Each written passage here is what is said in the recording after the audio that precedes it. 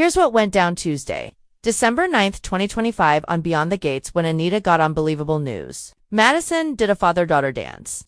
And Vanessa continued to take a page out of Dana's early 2025 playbook on Beyond the Gates. Haley laced another cup of tea with poison and brought it into Bill's office, only to find out from Caroline that Bill was at the hospital. Caroline told the unnerved Haley that Bill had had a chance to move up a post-stroke examination thanks to a cancellation. Haley declared that she needed to be notified about anything concerning Bill's health. When Caroline mentioned that Bill was having blood work done, Haley got worried. Anita saw an antsy Bill at the hospital, answering his query about why she was there with the news that she was getting a 50,000-mile tune-up.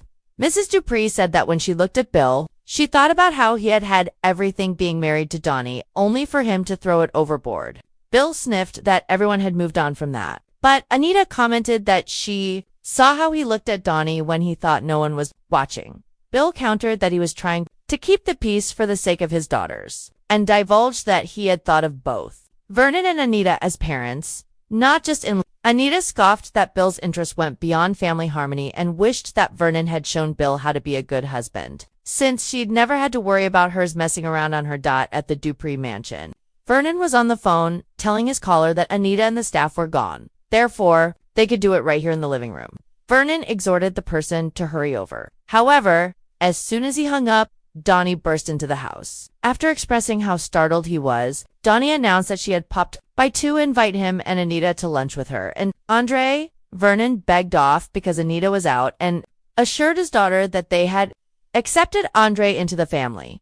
Vernon worked to rush Donnie out, but Donnie snickered that Anita had often told her about all the women who had thrown themselves at him, including other articulates. Donnie knew that her mother didn't have to worry about her father being lured away. Vernon replied that Anita certainly did in single quotes hearing Bill say that he only wanted to be accepted as Dana's ex-husband and the father of her grandchildren. Anita decided to cut Bill some slack, though she did cite Andre as the source of Donnie's happiness. Bill, squirmed.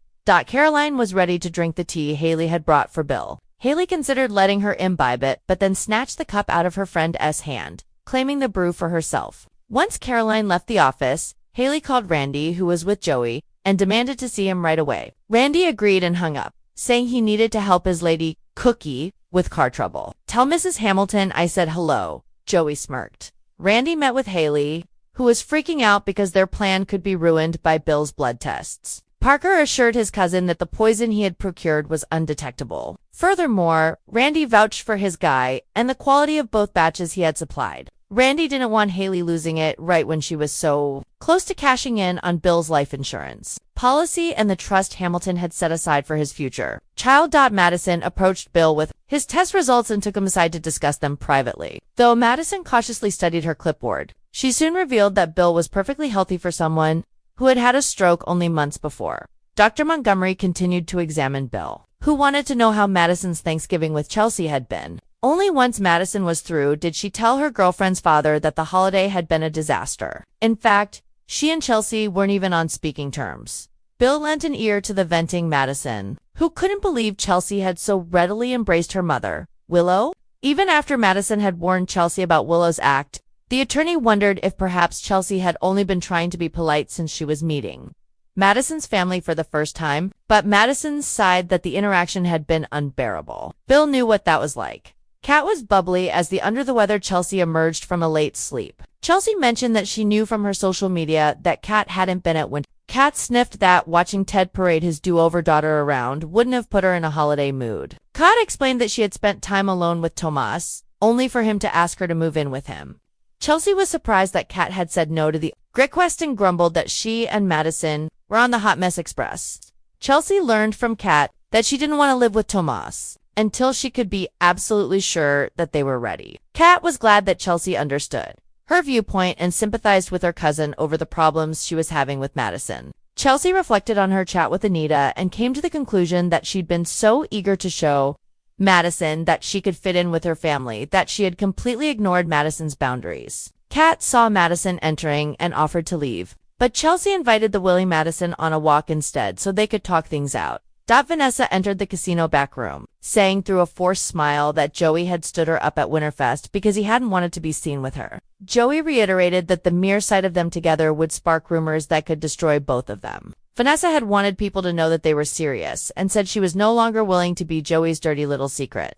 When Joey stressed that Vanessa could end up jail, Vanessa spat that he was only trying to scare her with worst-case scenarios. The casino owner insisted he was only trying to protect Vanessa, their businesses, legal and otherwise, and their relationship. But Vanessa felt that if she and Joey had shown up together, it would have thrown people off the scent. Joey couldn't square Vanessa's desire to go public with her railroading Daniel and to go back to college weeks earlier so that the student wouldn't find out about them. Vanessa reported that news of their togetherness wouldn't get back to either of her twins, who weren't coming home for Christmas besides, but Joey predicted that they would be back eventually and surely wouldn't approve of their mother having moved on with a new man so quickly after Doug's death, and the DMV wouldn't approve either. Vanessa didn't care after having to suppress her true desires all the years she was married to Doug, to whom she'd been invisible. Joey understood that Vanessa didn't want to hide anymore, but was still adamant that they keep things status quo.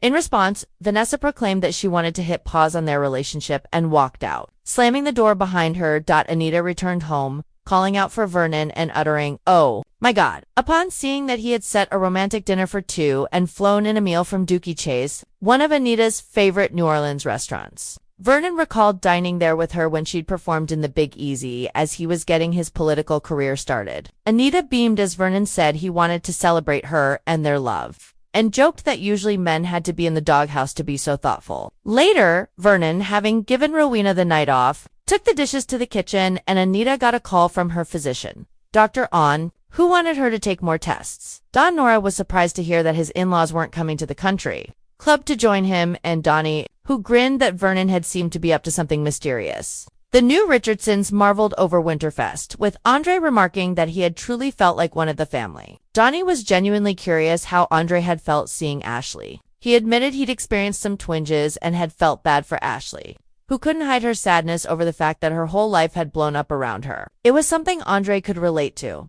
Donnie admired Andre's ability to see in others what most missed, but advised him not to let Ashley cry on his shoulder, because Donnie didn't want to share her man. Andre promised that Donnie would never have to worry about that as they kissed. Vanessa, who was at the bar, caught sight of them and grimaced. Then, Anastasia, the local gossip, walked by and noted that Vanessa was day drinking alone. "How very last husband of you," the snob jeered.